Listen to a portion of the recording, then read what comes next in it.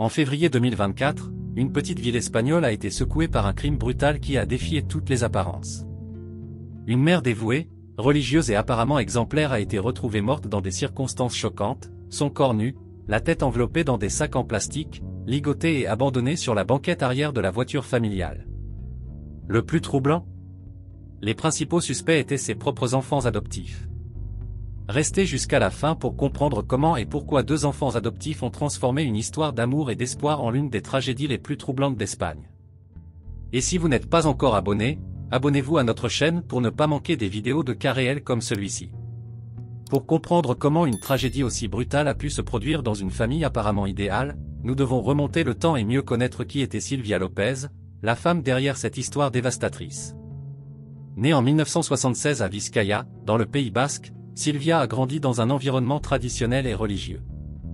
Dès son plus jeune âge, elle se distinguait par son comportement exemplaire, elle ne buvait pas, ne fumait pas et menait une vie méticuleusement organisée. Pour ses parents, Isidoro et Loli, elle était comme un ange sur terre. Son dévouement à la famille et à la foi catholique était notable dans chaque aspect de sa vie. En tant que fille, elle maintenait un contact quotidien avec ses parents, appelant chaque soir pour prendre de leurs nouvelles. À l'église, elle consacrait son temps libre comme catéchiste, étant adorée par les enfants qu'elle enseignait. Sur les réseaux sociaux, elle partageait des messages positifs et inspirants sur les valeurs chrétiennes. En tant que professionnelle, elle a travaillé à l'hôpital universitaire de Cruz, démontrant son esprit de service à la communauté. Mais c'est dans son rôle d'épouse et de mère que Silvia semblait véritablement s'épanouir.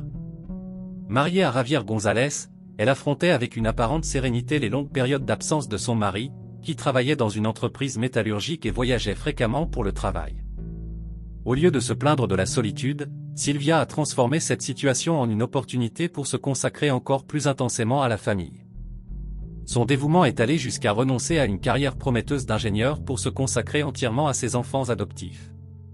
Dans la communauté de Castro Urdial, une ville tranquille de 33 000 habitants, Silvia était vue comme l'exemple parfait de l'abnégation maternelle. Les voisins la décrivaient comme une présence constante et positive. Toujours souriante en emmenant les garçons à l'école. Présente à toutes les messes dominicales avec la famille. Participative dans les événements communautaires. Disponible pour aider quand quelqu'un en avait besoin. Pour tous ceux qui la connaissaient superficiellement, Silvia représentait l'idéal de la mère chrétienne dévouée, patiente, aimante et complètement dévouée à la famille. Comment quelqu'un d'apparemment si parfait pouvait-il voir sa vie se terminer de manière si brutale, précisément par les enfants qu'elle avait choisi d'aimer comme les siens? Pour répondre à cette question, nous devons remonter 14 ans en arrière, lorsque le rêve de maternité de Silvia a commencé à prendre forme. Même dans les familles apparemment les plus parfaites, il y a toujours ce désir non réalisé, ce rêve qui semble toujours un peu hors de portée. Pour Silvia et Javier, c'était la bénédiction de la maternité et de la paternité biologique qui leur échappait. En 2010, après des années de tentatives frustrées et de prières non exaucées, le couple a fait face à l'une des décisions les plus importantes de leur vie. Les sources ne révèlent pas exactement la raison de l'impossibilité d'avoir des enfants biologiques, si le problème venait de Silvia ou de Javier, mais cela importait peu face à la force de leur désir de former une famille. Le processus d'adoption n'a pas été une décision prise à la légère. Le couple a passé des mois à rechercher différentes agences, consultant divers foyers d'enfants, tant en Espagne qu'à l'étranger. Ils se sont soumis à de nombreuses évaluations et entretiens, se préparant émotionnellement et financièrement pour la nouvelle phase qui allait arriver.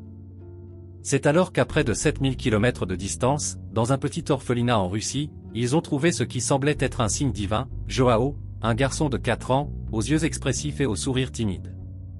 Le cœur de Silvia s'est instantanément connecté avec l'enfant à travers les photos et les rapports. Mais le destin avait d'autres plans, ou peut-être une épreuve de foi supplémentaire. Durant le processus, ils ont découvert que Joao avait un frère plus jeune, Arthur, âgé de seulement 2 ans. Pour beaucoup de couples, cela aurait pu être un obstacle. Après tout, adopter 2 enfants signifiait une double responsabilité financière, un plus grand défi d'adaptation et un changement encore plus dramatique dans leur vie. Cependant, pour Silvia, profondément guidée par sa foi et ses valeurs morales, l'idée de séparer 2 frères était impensable. Comme elle l'a elle-même partagé dans l'un de ses posts sur les réseaux sociaux, Dieu ne nous donne pas de fardeau plus lourd que ce que nous pouvons porter. Javier, malgré les préoccupations financières naturelles, a soutenu la décision de son épouse. La bureaucratie qui a suivi a été longue et fatigante. De multiples voyages en Russie, des piles interminables de documents, des entretiens avec les autorités des deux pays et des évaluations psychologiques se sont succédés pendant que le couple préparait leur maison pour accueillir non pas un, mais deux enfants.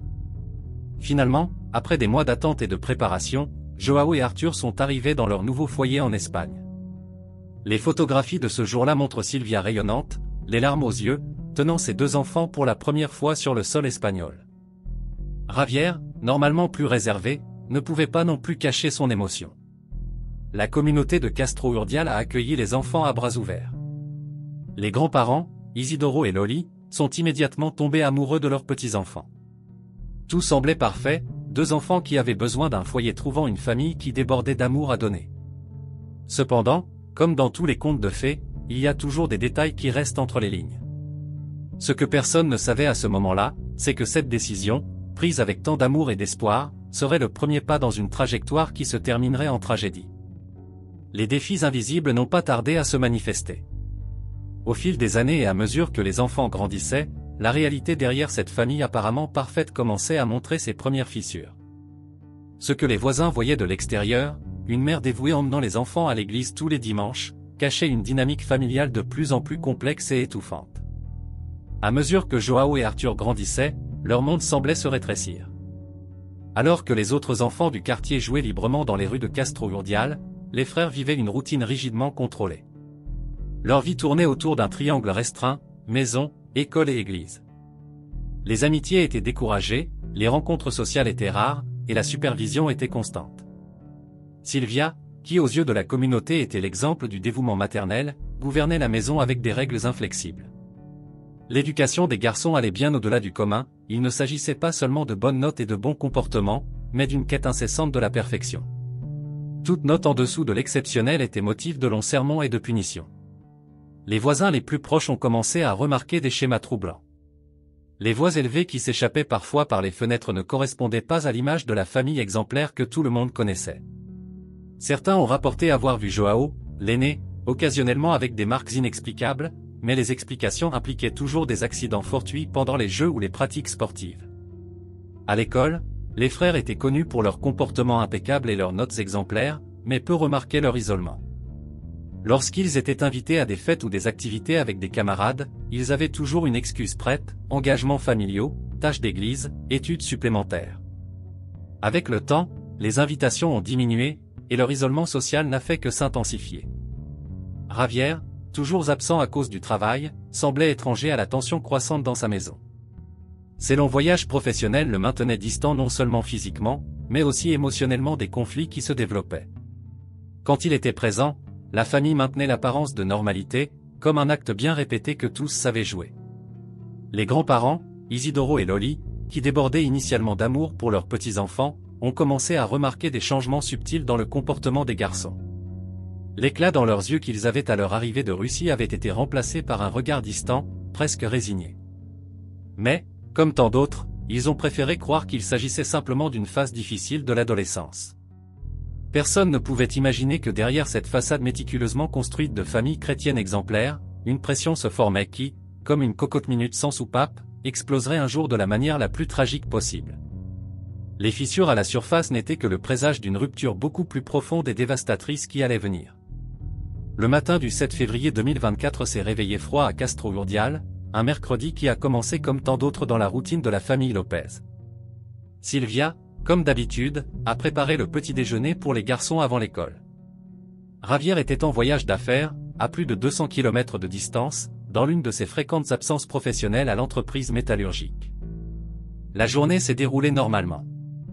Joao et Arthur sont allés à l'école, où ils ont maintenu leur comportement habituel, calme, discipliné, pratiquement invisible parmi leurs camarades. Sylvia a suivi sa routine à l'hôpital universitaire de Cruz, où elle travaillait comme agent d'entretien, gardant toujours ce sourire serein que tout le monde connaissait. En fin d'après-midi, la famille s'est à nouveau réunie à la maison. Le soleil commençait déjà à se coucher lorsque Loli, la grand-mère, a tenté de faire son contact habituel avec sa fille. C'était une tradition, Sylvia ne manquait jamais de répondre aux appels de sa mère, qui avaient lieu religieusement chaque soir. Mais ce jour-là, quelque chose était différent. Entre 18h et 20h, Loli a tenté avec insistance de parler à sa fille. Le téléphone sonnait, mais personne ne répondait, quelque chose de complètement inhabituel pour Sylvia, toujours si attentive et présente. L'inquiétude a commencé à grandir dans le cœur de la mère, jusqu'à ce que finalement, après d'innombrables tentatives, quelqu'un décroche le téléphone. C'était la voix de Joao, son petit-fils aîné, normalement si contrôlé et poli, mais maintenant tremblante d'une manière que Loli n'avait jamais entendue auparavant. Les mots qui ont suivi lui ont glacé le sang, ils étaient retenus en captivité. L'appel, court et désespéré, a été brusquement interrompu. Toutes les tentatives ultérieures de rappel sont tombées directement sur la messagerie vocale, le téléphone avait été éteint. La panique s'est installée. Loli, les mains tremblantes, a immédiatement contacté les autorités. La garde civile espagnole a été rapidement mobilisée vers la résidence des González López. Le chalet, normalement si bien entretenu et accueillant, était complètement dans l'obscurité. Les officiers ont frappé plusieurs fois à la porte, leur coup résonnant dans le silence troublant de la nuit. Sans réponse, ils n'ont pas eu d'autre choix que de forcer l'entrée. Ce qu'ils ont trouvé à l'intérieur de la maison racontait l'histoire silencieuse d'une lutte violente, objets renversés, verres brisés, taches qui semblaient être du sang dans la cuisine. Au milieu du désordre, sur la table de la cuisine, une note avec un seul mot écrit à la main, « Aide ». La recherche méticuleuse de la maison n'a révélé aucun signe de Sylvia ou des enfants.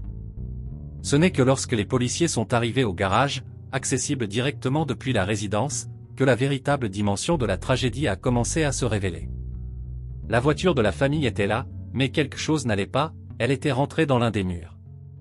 Sur la banquette arrière du véhicule, une scène qui entrait à jamais tous les présents, le corps de Sylvia, nue, la tête enveloppée dans des sacs en plastique. Ses mains et ses pieds étaient attachés avec du ruban adhésif, et la zone des hanches était également recouverte de sacs en plastique. La femme qui pendant des années avait été vue comme un exemple de vertu et de dévouement maternel gisait maintenant sans vie, victime d'une violence choquante. L'horloge marquait un peu après 21 heures. Quelque part dans la nuit, 2 adolescents avaient disparu, laissant derrière eux une scène d'horreur que personne n'aurait pu prévoir en cette matinée apparemment normale. La tranquille ville de Castro Urdial était sur le point de découvrir que parfois les plus grandes tragédies se cachent dans les endroits les plus improbables, derrière les portes des familles apparemment les plus parfaites. Avec le corps de Sylvia retrouvé et les garçons disparus, la garde civile espagnole a lancé une opération massive de recherche. Le premier soupçon, comme dans des cas similaires, s'est porté sur le mari Javier. Cependant, cette piste d'enquête a été rapidement écartée, il était à plus de 200 km de distance, dans son entreprise métallurgique, avec des dizaines de témoins confirmant son alibi. La ville de Castro Urdial s'est transformée en forteresse policière. Des patrouilles surveillaient chaque coin de rue, des barrages ont été établis à toutes les sorties de la ville. Les policiers fouillaient les voitures, vérifiaient les coffres et interrogeaient les conducteurs. La communauté, choquée par le crime, s'est mobilisée volontairement pour aider aux recherches. La grand-mère des garçons, Loli, s'est souvenue d'un détail crucial, le parc Cotolino, un endroit au bord d'une falaise où ses petits-enfants allaient souvent. C'était un espace vert privilégié, avec des zones boisées qui pourraient servir de cachette. Les enquêteurs ont concentré leurs efforts dans cette direction. Vers 2h15 du matin le 8 février, l'étau s'est resserré. Dans une zone reculée du parc, les agents ont localisé les 2 frères. Arthur, le plus jeune, a été capturé sans résistance. Joao, cependant, a tenté une fuite désespérée à travers la zone boisée, étant arrêté quelques instants plus tard. L'histoire de l'enlèvement a commencé à s'effondrer comme un château de cartes. Les enquêteurs ont découvert qu'après l'appel à leur grand-mère, les garçons avaient jeté leur téléphone portable de la falaise, un acte qui suggérait la préméditation, non le désespoir des victimes d'un enlèvement. Pendant la période où ils étaient disparus, ils ont été vus dans une boulangerie locale, achetant des encas en toute tranquillité, comme si c'était un jour ordinaire. Lors du premier interrogatoire, les frères sont restés silencieux, niant toute implication dans la mort de leur mère. Mais les preuves commençaient à s'accumuler. La police scientifique a trouvé des vêtements ensanglantés jetés dans des poubelles près de la résidence. Le couteau utilisé dans le crime a été identifié, il provenait de la cuisine familiale, suggérant que l'attaque n'était pas un acte impulsif, mais quelque chose de planifié. C'est Joao qui a finalement rompu le silence. Dans une salle d'interrogatoire, face à des enquêteurs expérimentés, l'adolescent de 15 ans a commencé à révéler une histoire que personne n'aurait pu imaginer. Sa voix, auparavant ferme et polie, tremblait en décrivant des années de supposés abus psychologiques et physiques. Il a parlé de punitions sévères pour les mauvaises notes, de la pression constante pour la perfection. Mais quelque chose ne collait pas parfaitement dans ce récit. Les enquêteurs ont découvert que, malgré les allégations d'abus, aucune plainte formelle n'avait été déposée. Les professeurs et le personnel de l'école, interrogés pendant l'enquête, ont décrit les frères comme des élèves exemplaires, sans signe visible de maltraitance. Le conseiller d'orientation, avec qui João affirmait avoir partagé ses problèmes, n'avait aucun registre de conversation alarmante. La brutalité du crime ne correspondait pas non plus au profil des garçons. L'évaluation psychologique préliminaire n'a indiqué aucun trouble mental ou traumatisme profond qui pourrait expliquer une telle violence. Au contraire, tous deux démontraient une lucidité troublante en rapportant les événements de cette nuit-là. Au fur et à mesure que l'enquête progressait, une vérité inconfortable commençait à émerger, le crime présentait des éléments clairs de préméditation. Le choix du moment, quand le père était en voyage, la manière dont ils ont exécuté le plan, l'élimination méthodique des preuves, la tentative de simuler un enlèvement, tout indiquait un niveau de planification qui rendait l'histoire encore plus troublante. Les véritables dimensions de l'horreur ne sont venues au jour que des mois plus tard, lors de l'audience judiciaire en novembre 2024. Ce qui est ressorti des documents officiels et des témoignages a peint un tableau encore plus troublant que quiconque aurait pu imaginer. Cet après-midi fatal de février, ce qui semblait initialement être une confrontation impulsive s'est révélé être une embuscade calculée. Selon les documents judiciaires, João et Arthur avaient méticuleusement planifié l'attaque. Ils ont attendu le moment où Sylvia était seule dans la cuisine, prenant son repas. Le plan était cruel dans sa simplicité, Arthur la tiendrait par derrière, tandis que João exécuterait l'attaque. La violence du crime a choqué même les enquêteurs expérimentés. Les rapports médico-légaux ont révélé que Sylvia avait subi 3 coups profonds dans la région du cou, plus de multiples blessures à la tête. Les marques sur son corps racontaient l'histoire d'une lutte désespérée pour la survie, elle avait essayé de se défendre, tenté de s'échapper, mais n'avait eu aucune chance contre ses 2 agresseurs. Mais c'est ce qui s'est passé après qui a vraiment perturbé les enquêteurs. Après que Sylvia a perdu la vie, les garçons ont démontré une froideur calculatrice que personne n'attendrait d'adolescents. D'abord, ils ont méthodiquement enlevé leurs propres vêtements ensanglantés. Puis, dans une tentative apparente de contenir le saignement, ou peut-être quelque chose de plus sinistre, ils ont couvert la tête de la victime avec des sacs en plastique. La révélation la plus choquante n'est venue que pendant le procès, des preuves de violence post-mortem ont été découvertes. Le document judiciaire mentionne spécifiquement que le crime avait une composante libidinale, avec des indications que le corps de Sylvia a été violé après sa mort, avant d'être enveloppé dans les sacs en plastique. Le comportement des garçons après le crime était tout aussi troublant. Après avoir attaché le corps avec du ruban adhésif et l'avoir transporté dans la voiture, ils sont simplement allés dans une boulangerie locale acheter des encas. Les caméras de surveillance les ont montrés agissant avec un naturel effrayant, comme s'ils venaient d'accomplir une tâche quotidienne, et non un acte de violence extrême. Le plus déconcertant pour les experts était que rien dans leurs évaluations psychologiques n'indiquait un quelconque trouble mental. Il n'y avait aucun signe de psychopathie, de sociopathie ou de tout autre trouble qui pourrait expliquer une telle brutalité. Les garçons démontraient une pleine conscience de leurs actes et de leurs conséquences. Lorsqu'ils ont été interrogés sur leurs motifs, les justifications semblaient disproportionnées par rapport à la brutalité du crime. Ils parlaient de règles strictes, de punitions pour les mauvaises notes, des plaintes communes d'adolescents transformées en justification pour un acte de violence extrême. Le procureur a souligné dans ses allégations que la préméditation du crime et la froideur après son exécution démontraient un niveau de calcul qui allait bien au-delà d'un simple acte de rébellion adolescente ou de réponse à de supposés mauvais traitements. La façon dont ils ont planifié le faux enlèvement, comment ils ont tenté de manipuler les preuves, et surtout, comment ils ont maintenu leur calme dans les heures qui ont suivi, suggérait quelque chose de beaucoup plus sombre que ce qu'on imaginait initialement. L'affaire a laissé une question troublante en suspens, comment 2 jeunes, élevés dans un environnement apparemment aimant, éduqués et sans antécédents de violence, pouvaient-ils commettre un acte d'une telle brutalité contre leur propre mère? C'était une question à laquelle même les professionnels les plus expérimentés du domaine ne pouvaient pas répondre avec certitude. Le système judiciaire espagnol s'est retrouvé face à un dilemme sans précédent.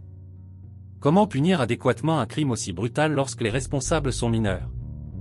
La décision finale, annoncée en novembre 2024, a généré un intense débat public et a laissé une communauté divisée entre la compréhension des limitations légales et la clameur pour la justice. Pour João, qui avait 15 ans au moment du crime, le ministère public de l'enfance et de la jeunesse de Cantabrie a demandé la peine maximale autorisée par la législation espagnole, 6 ans d'internement en régime fermé. S'il avait eu 16 ans lorsqu'il a commis le crime, il aurait pu recevoir jusqu'à 10 ans de réclusion. La sentence est venue après un accord entre la défense et la famille de Silvia, y compris Javier, le père adoptif, qui a intenté une action privée contre son fils.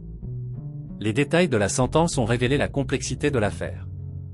Sur les 6 ans de détention, 5 correspondent au meurtre de Silvia, tandis que la 6e année a été ajoutée en raison des actes de violence post-mortem. Le tribunal a considéré comme circonstance aggravante le lien de parenté, et aucune circonstance atténuante n'a été reconnue, même les allégations de supposés abus physiques et psychologiques n'ont pas été acceptées comme justification. En plus de la période de détention, João devra purger 3 années supplémentaires de liberté surveillée après sa libération. Le juge a également établi une ordonnance restrictive, il lui est interdit de s'approcher à moins de 300 mètres de son père, de ses grands-parents et de ses oncles et tantes maternelles pendant les prochaines années. Une tentative du système judiciaire de protéger la famille qui a été détruite par ses actions. Pour Arthur, qui n'avait que 13 ans à l'époque, le destin a été significativement différent. Selon la loi espagnole, les mineurs de moins de 14 ans ne peuvent pas être tenus pénalement responsables. Au lieu d'une punition, le système prévoit des mesures de protection et de rééducation.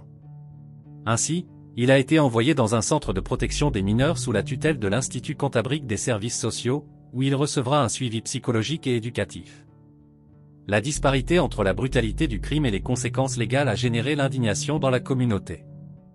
Les résidents de Castro Urdial ont organisé des manifestations silencieuses devant le tribunal, beaucoup tenant des photos de Silvia. Comment accepter que dans quelques années, les responsables d'un crime aussi odieux seront libres de recommencer leur vie? Le centre socio-éducatif où João purge sa peine offre des programmes de réhabilitation, d'éducation continue et de suivi psychologique. S'il maintient un bon comportement, il pourra avoir des bénéfices progressifs. Cependant, toute violation des règles ou nouveaux problèmes comportementaux peuvent entraîner son transfert dans une prison pour adultes lorsqu'il atteindra la majorité. Les grands-parents de Silvia, Isidoro et Loli, ont exprimé leur douleur dans une rare interview après la sentence. Tous les 15 jours, ils visitent la tombe de leur fille, allument une bougie et déposent des roses blanches. Pour eux, aucune sentence ne pourrait apporter une véritable justice, leur fille est morte, et leurs petits-enfants, qu'ils aimaient autrefois profondément, en sont les responsables. La communauté juridique s'est également divisée sur l'affaire. Certains soutiennent que le système de justice des mineurs espagnols doit être révisé pour des cas exceptionnellement graves comme celui-ci. D'autres argumentent que l'objectif de la justice des mineurs est précisément la réhabilitation, non la punition, et que des peines plus sévères ne résultent pas nécessairement en une plus grande justice. Et vous, que pensez-vous de cette affaire troublante? La justice a-t-elle vraiment été rendue? La sentence de 6 ans pour un crime aussi brutal est-elle suffisante, ou les limitations de la loi pour les mineurs doivent-elles être révisées? Et concernant Arthur, qui n'a pas pu être tenu pénalement responsable en raison de son âge, est-ce compréhensible ou cela représente-t-il une faille dans le système judiciaire? Partagez votre opinion dans les commentaires. Si vous n'êtes pas encore abonné à la chaîne, cliquez sur le bouton d'abonnement et activez la cloche pour ne manquer aucune vidéo de cas criminels réels comme celui-ci. On se retrouve dans la prochaine vidéo avec une autre affaire surprenante.